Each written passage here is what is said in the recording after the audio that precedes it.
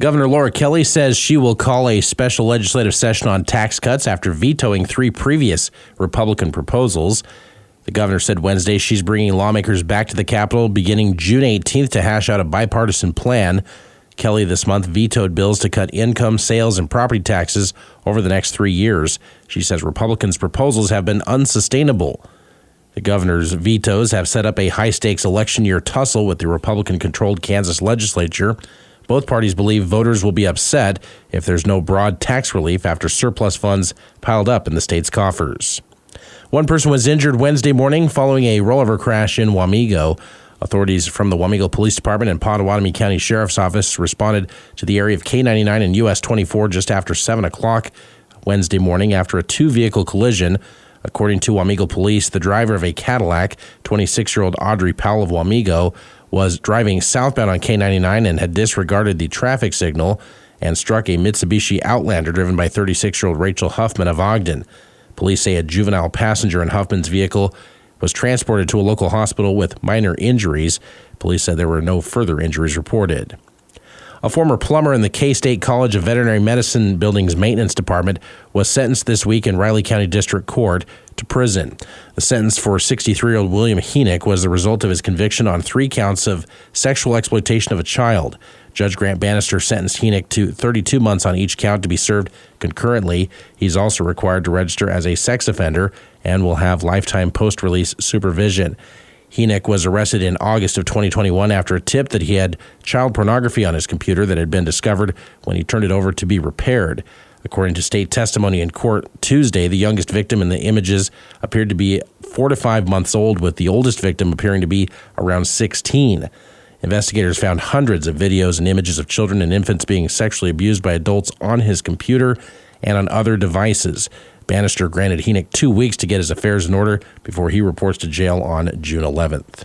Fort Riley will be hosting a change of command ceremony this morning for the 2nd Armored Brigade Combat Team. K-Man's A.J. Shaw has a preview. Colonel Brian Harris will be relinquishing his command to Colonel Landgrave Smith. Colonel Harris has served as the brigade's commander since May of 2022 and now will be going to Fort Knox, Kentucky. Harris recently finished his assignment as the division chief for the Global Integration Division under DDGI. He has also served multiple deployments overseas in his 21 years of military service. The ceremony will begin at 9:30 at the Cavalry Parade Field on Fort Riley. For News Radio KMAN, I'm A.J. Shaw. Following the announcement last week by Representative Mike Dodson that he will not seek another term in the House, a Republican has jumped into the race to potentially fill that seat. Angel Roser announced on Tuesday her bid for the 67th District to challenge Democrat Kim Zito.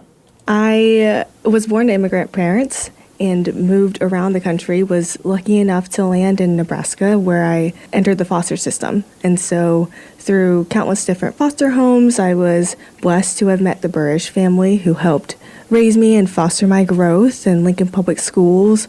Roser says she became a fan of policy while working on the Lincoln, Nebraska School Board and says she believes there's room for compromise from both sides of the aisle in Topeka on things like the tax bill. There is an equilibrium that can be found. I also feel that, like I said, local authority means a lot, and the feedback that we have in our community for that tax bill is in favor of what was initially proposed and vetoed. So that's, in my opinion, most important, is going with what our community needs and what they are seeking after. Roser works as a business development strategist with Flint Hills Pain Management and serves as a volunteer for HYPE, part of the Manhattan Area Chamber of Commerce's Young Professionals program.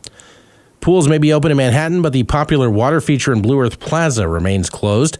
Officials with the city's Parks and Rec department say they are waiting for a contractor to finish repairs. Renovations and additional work continue on the stream floor, according to a post on the Manhattan Parks and Recreation Department Facebook page. An opening date hasn't been announced, though city officials say they will keep the community updated on the project's progression. Sunset Zoo is hosting its 17th annual Wine in the Wild fundraiser this Saturday, the zoo's primary fundraiser annually. Marketing and Development Officer Melissa Kirkwood says while VIP tickets are currently sold out, general admission tickets remain for $65. There will be a VIP experience from 5:30 to 7 and general admission lasting 7 to 9. Kirkwood says there's also live entertainment by the band The Champagne. And so it'll be a great evening to stroll along the zoo with friends and enjoy and also benefit the zoo. Tickets can be purchased at sunsetzoo.com.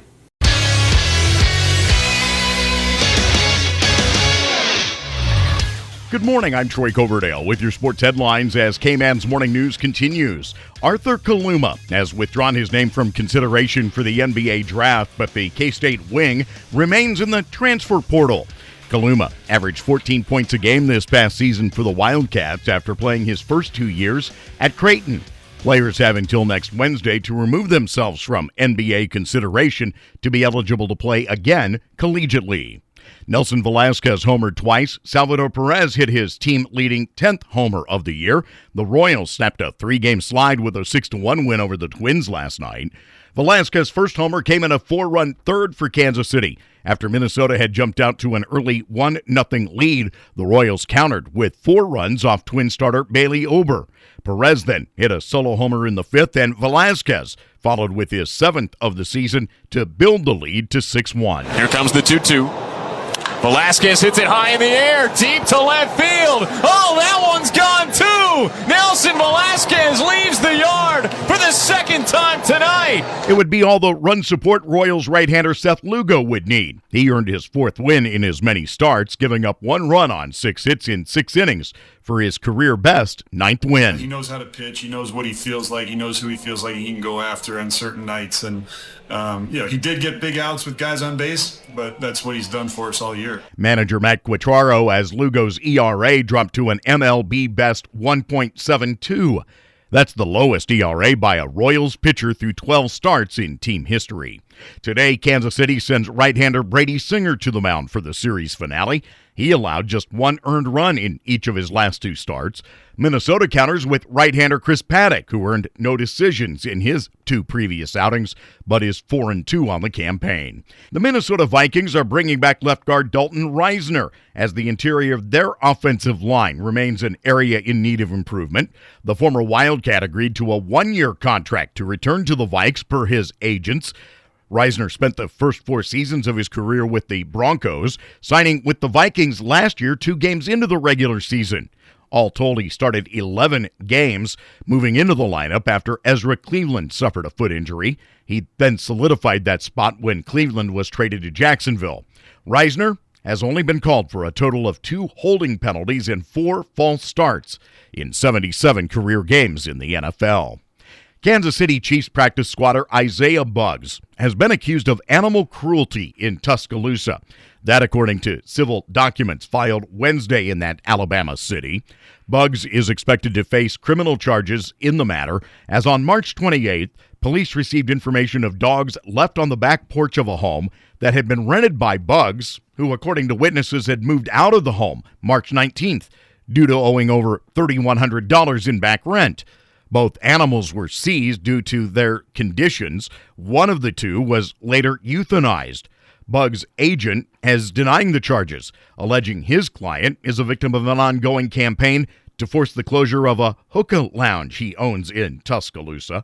The former Alabama star was a member of the Chiefs' practice squad this past season. He is an NFL vet, having been drafted by the Steelers back in 2019. He signed a reserve future contract with the Chiefs in February.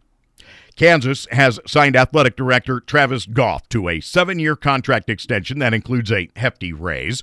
The school announced the agreement Wednesday. Goff was originally earning $700,000 annually on a 5-year deal. He'll start his new contract with a salary of $1.3 million.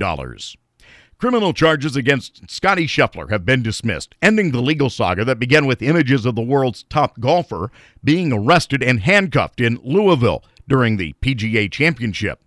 Jefferson County Attorney Mike O'Connell asked a judge Wednesday to drop the 4 charges against Scheffler, whose attorney said he believes that there are grounds for a civil lawsuit, but that he is not interested in pursuing litigation. The attorney adding that despite the claims of the officer involved in the police report, eyewitness accounts confirmed that the man was not dragged by Scheffler's car in the incident. There are multiple eyewitnesses to the incident, the actual initial contact that I've spoken with, I have statements from, that the county spoke, the prosecutor's office have spoken with, that confirm that he was not dragged. You believe they would have dismissed this case if he was dragged? No, they would not have. That did not happen. Schiffler had been charged with a felony for assaulting the officer with his vehicle along with 3 misdemeanors. The arresting officer, Detective Brian Gillis, had been outside the gate of Valhalla Golf Course directing traffic after a pedestrian death when he encountered Schiffler.